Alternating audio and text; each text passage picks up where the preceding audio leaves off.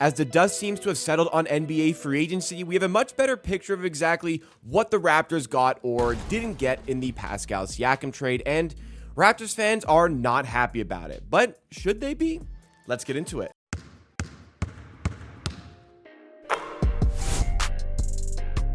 It seems as though the major moves that were going to take place in NBA free agency have been made, and if there was going to be a further trade involving Bruce Brown, it probably would have already happened at this point. So we have a relatively good picture of exactly what the Raptors roster is going to look like for the upcoming season, and we have a really good understanding at this point of exactly what the Raptors got out of the Pascal Siakam trade, because since that trade happened, they've made some additional moves involving some of the pieces that were contained within the trade. So what we're going to do over the course of the video is go through the full scope of the trade to determine if the Raptors really were the losers in this one, because the discourse that I see online, whether it be social media, whether it be in the comment sections or chat sections of this channel, are that people are upset about the Pascal Siakam trade. In the end, the Raptors did not get as much out of the deal as they should have gotten, especially when you consider relative to maybe a year or two ago, had they decided to commit to a rebuild earlier, before, OG Anunoby was on an expiring contract, before Pascal himself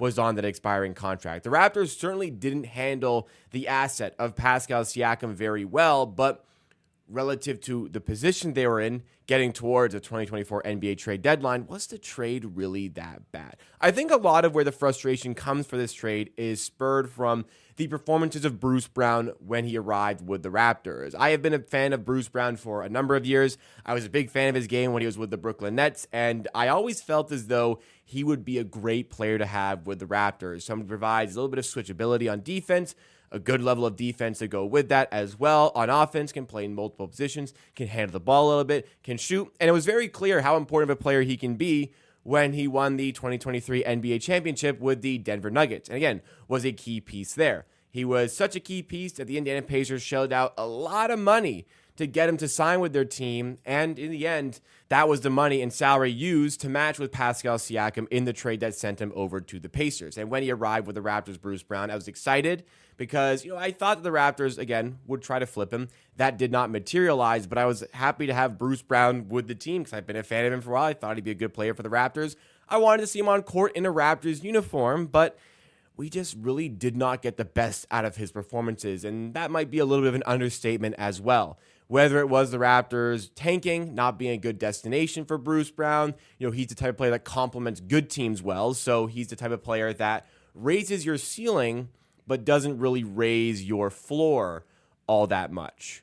Perhaps Bruce Brown, who said himself was injured. He said that he was dealing with injury, and he has seen some of the discourse online of people not wanting him in Toronto. So I think large portions of the frustration for that trade did spur from Bruce Brown not playing particularly well with the Raptors, but things got really hectic towards that 2024 NBA trade deadline, and the trade ultimately with Bruce Brown didn't materialize, and it appears as though as we get into this hectic period now, maybe on the dying embers of that hectic period of NBA free agency, it appears as though he's still going to be with the team at the start of the 2024-2025 season. But before we go any further, I want to give a mention to the sponsor of today's video, BetterHelp. The NBA schedule can get hectic. So can your schedule, and honestly, so can mine, especially around the 2024 NBA draft. I was putting in a lot of work to create content centered around the event, and with just so much news going on, so much content coming out, I honestly started to feel a little bit overwhelmed at times, and it really started to stress me out. With so much going on, I struggled to put my full effort into my work life, and oftentimes it felt as though I was just putting myself in autopilot. It gave me headaches. Sometimes it made me want to take days off, not do anything productive with my day at all. I didn't know how to handle these situations. And that is where BetterHelp, the sponsor of today's video, is going to make a difference in my life, and potentially it could make a difference in your life as well. If you're feeling overwhelmed with stress like I was, professional therapy might be the solution that you need. BetterHelp connects you with a licensed therapist who is trained to listen and give you helpful, unbiased advice. First, you go to their site, you answer a few questions, and BetterHelp will match you to a professional who has years of experience helping people with struggles just like yours. You can do it all from your phone or computer via phone call, video chat, or messaging, however you feel most comfortable. It's the easiest possible way to start talking to a therapist. Let BetterHelp connect you to a therapist who can support you, all from the comfort of your own home. Visit BetterHelp.com/amateursports or choose Amateur Sports on sign up and enjoy a special discount for your first month. A stressful situation that is going to be ongoing for the Raptors is certainly in regards to Bruce Brown being on the team, as they would have wanted to trade him at this point, but for now, he is here to stay, and for now, he is still a part of the package that the Raptors did eventually receive for Pascal Siakam. So let's take a look at exactly what the Raptors did get from the trade, because they got a number of players, yes, they got a number of picks, but since then, with all the changing going on in the roster, what did they actually turn those assets into? And let's go through that big picture. So obviously, as a part of the trade, the Raptors did receive Bruce Brown, but on top of that, they also did manage to take on Jordan Nwora, who was a decent piece for the Raptors for a little bit near the end of the season. Maybe he'll stay with the team and be here next season, but we shall see.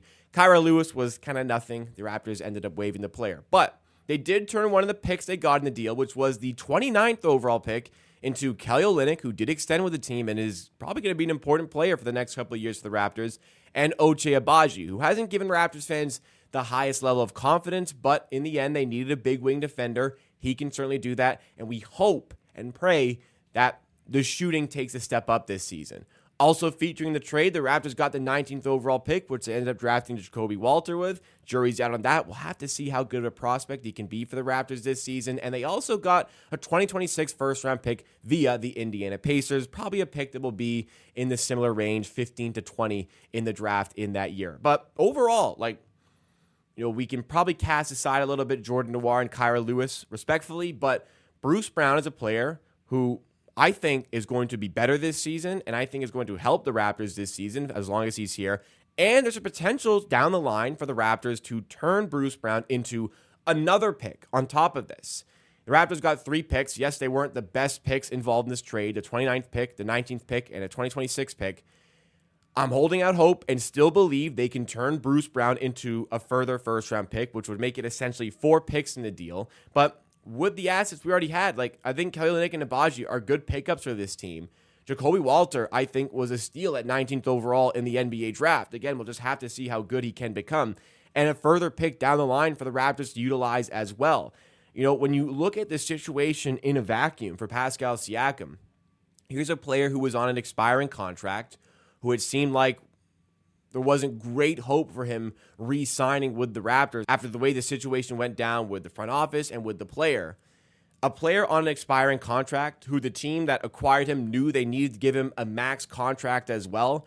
All things considered, the Raptors did pretty well with this trade, given that certain situation.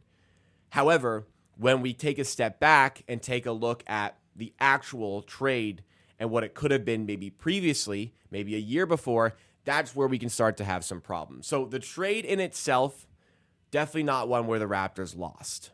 However, looking back on what the Raptors could have had previously, that's where you can start to have some anger being shown towards the front office because, look, we knew a year ago, 2 years ago, that this team should have been headed towards a rebuild.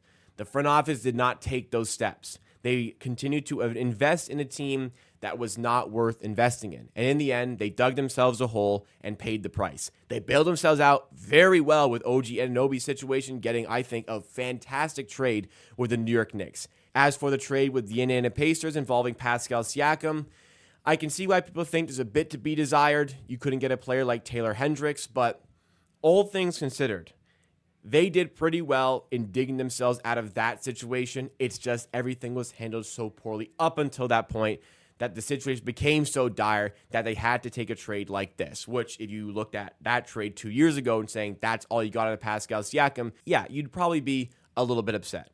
The trade in general for me is not one where I feel like the Raptors have lost. It's not one where I feel like the Raptors just got a bad deal out of the Indiana Pacers.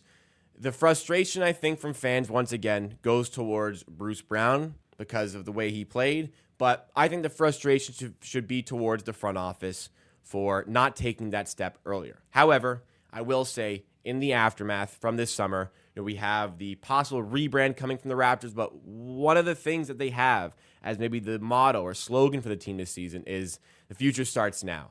And I really like that Darko Rajakovic has gone out of his way to express that this is the start of a rebuild, because it kind of felt like maybe they were toying with a rebuild last offseason, but this year they're bought in. Darko understands, the front office understands that there is going to be a rebuild starting now. They are going to refresh and start over from here. So We did a decent job again in digging ourselves out of some of the poor situations. It's still going to be an ongoing process, but finally, there is an acknowledgement that a process needs to be taken to rebuild this team.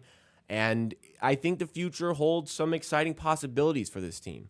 It's a shame the way it petered out with Siakam, but in the end, we have a fresh start here. And part of the fresh start and part of what makes this fresh start as good as it is and as good of a starting point as it is because of what the Raptors got out of that Pascal Siakam trade with the Indiana Pacers.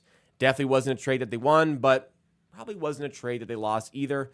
So maybe we shouldn't be as angry about it as people are making it seem. So what do you make of the Pascal Siakam trade in the end? Let me know all of your thoughts and opinions in the comments down below, because that's all for me for today. Drop a like if you did enjoy this video. Make sure you do subscribe as well for more Raptors content. I'll see you again next time for another video.